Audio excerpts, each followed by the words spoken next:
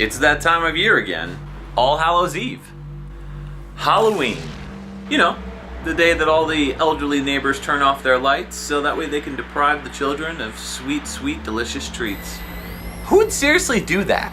I mean, why bother even existing if you aren't going to give back the simple nature of being young and venturing out into the unknown in hopes of finding something sweet in return? While it's certainly a sweet sensation, Super Castlevania IV on the Super Nintendo Entertainment System is the quintessential Castlevania title, and definitely belongs in your playlist during the Halloween season. Now who could that be?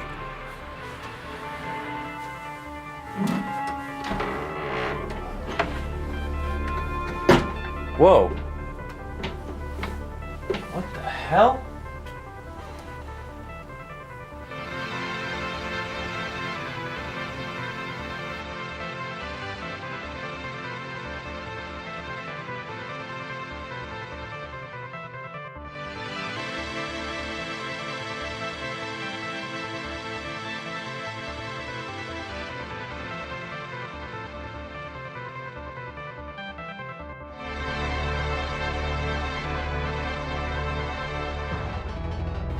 Who is it? Candygram.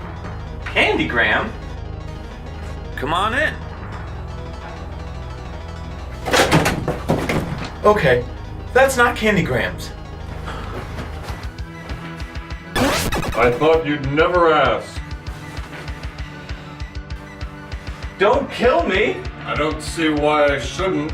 You seem like you'd last a deliciously long time.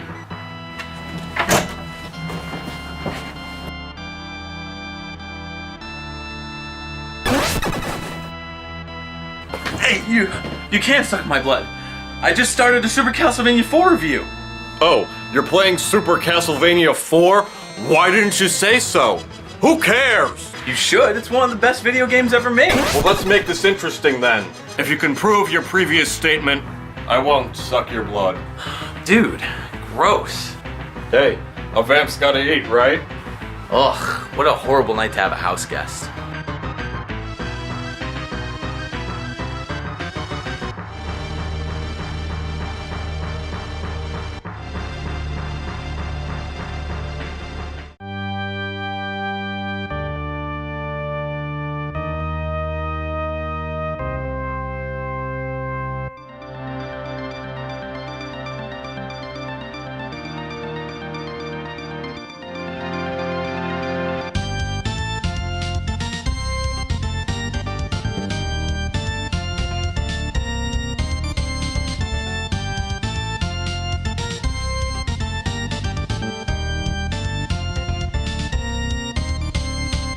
Castlevania has always been a series that has dabbled with the macabre while glistening in an extremely sticky sweet Japanese B-movie shell that made many action platformer video game fans drool with excitement. However, when Konami began work on Super Castlevania IV, they had no idea that they were in the process of crafting one of the most important Castlevania games of the series. Super Castlevania IV is a masterpiece, a title that relinquishes complete control to the player, that is as haunting as it is charming. Rarely duplicated, but always complimented.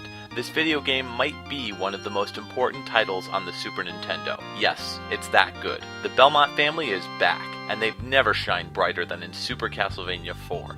But first, a bit of a history lesson. Konami's Castlevania series is one of the first video games to feature horror as a recurring theme. Sure, there were plenty of one-shot video games designed to deal in the devilish world of darkness, but Konami broke ground with an original title that heavily referenced its love for Universal and Hammer horror films, such as Dracula, The Mummy, Frankenstein, and The Wolfman. Throw in other mythical enemies, a vague attempt at unofficially licensing Bram Stoker's most famous vampire novel, and a Japanese twist of wackiness.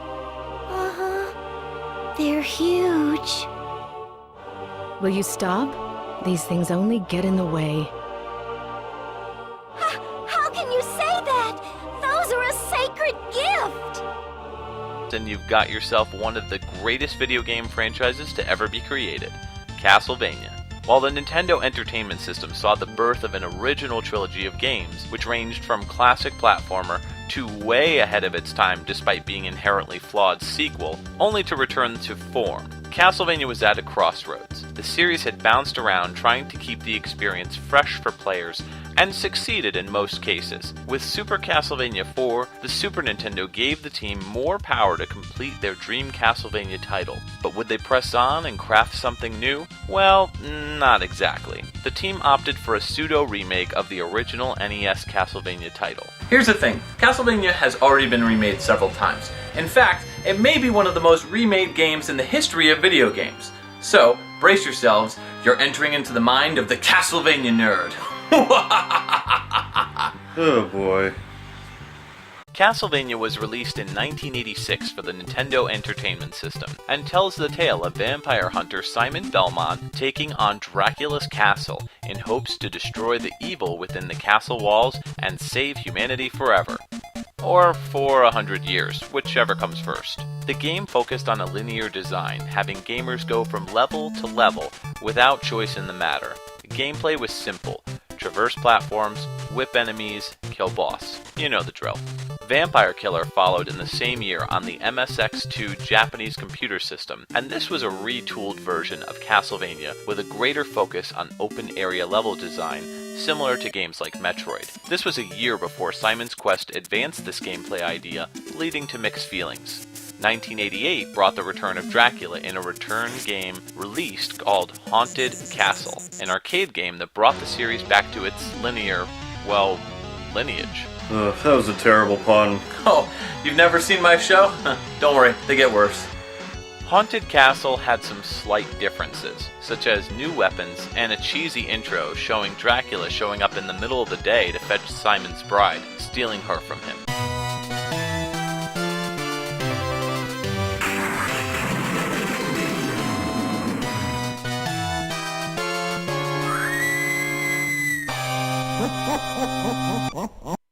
How'd you pull that one off without being burned alive? Dude, 3 bags of marshmallows, a dead hamster, and a pair of tube socks. Duh. Obviously.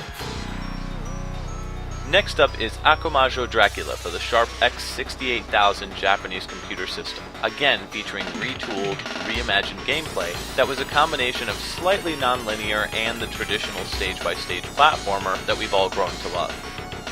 I finally get to show off this bad boy.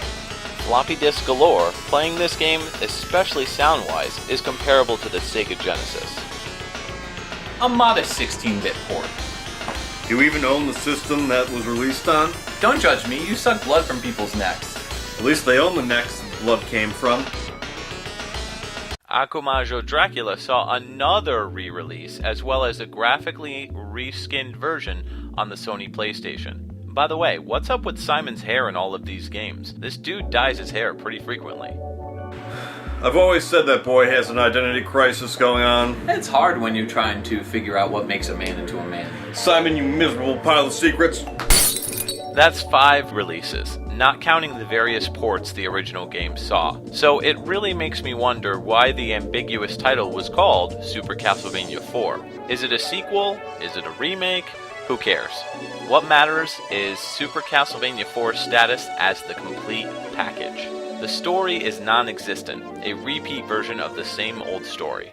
Every 100 years, Dracula rises from his grave to lure delicious maidens into his castle. A chosen Belmont clan member goes in to stop his evil plans and vanquish the horrible knight. These graphics are incredible, getting a huge bump in textures, larger sprites than ever before, and gorgeous Mode 7 graphical enhancements. Super Castlevania IV showcases a truly haunting, yet beautiful design. This is one of the prettiest games on the Super Nintendo, and the visual atmosphere is wickedly lovely. Oftentimes I can't help but get distracted at the beauty in Super Castlevania IV's levels. Every moment of the game features a level of detail so perfect that everything has a place in this world, from the dripping of acid in the dungeon to the gold speckles that pop from a jumped-on treasure chest. Most players will be taken aback by this game's visuals.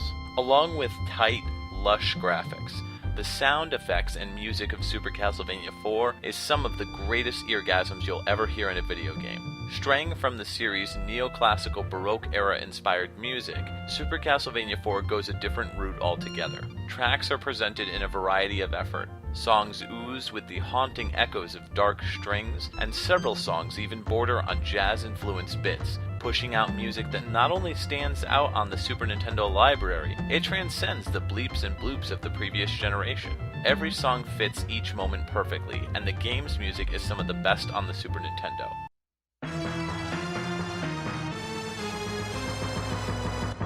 Boss battles are loud and booming. The cave in level 3 is quiet and somber, yet beautiful. While the later stages remix some of the Nintendo classic tracks, such as Vampire Killer and Bloody Tears, these are by far the weakest moments in a soundtrack that reimagines how we think about video game music. Konami tried their hand in revisiting the style of soundtrack with Mercury Steam's reboot of Castlevania with Lords of Shadow. And while the music in itself is gorgeous, it almost never fits the mood and ruins the atmosphere of an otherwise visually beautiful game. But that's for another discussion altogether. There are so many memorable moments in this game that it's really hard to nail just one as being the absolute best. Remember feeling like the golem monster was going to crush you as he got bigger and bigger upon defeat? Do you recall freaking out that you're going to die after beating the armored knight in the library, which caused the ground to shake and crumble away, leaving you climbing to the highest point only to fall regardless? Was I the only one who didn't realize you had to wait for the stone walkway to appear in order to proceed for the next part of this area, therefore dying multiple times in a row before just being patient? Was I the only one who felt like a piece of hot garbage after killing the ghost dog? He's such a good dog.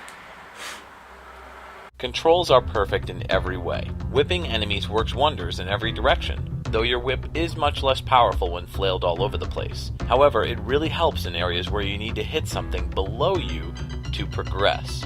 Besides the 8-way directional whip and the option to flail your weapon about, the sub-weapon has been relocated to an actual button, a huge improvement over pressing the D-pad up and pressing the attack button. There are too many times in previous installments of the series where I accidentally used a sub-weapon when I meant to use my standard whip.